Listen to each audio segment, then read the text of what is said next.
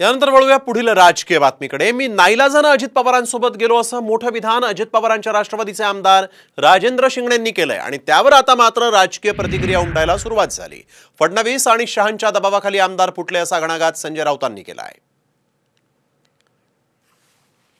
मी जरी अजितदादांच्या गटात त्या ठिकाणी सामील जरी झालो असलो तरी मागील 2-2.5 वर्षापासून मी काही पवार साहेबांचे संबंध तोडले अशातला भाग नाही।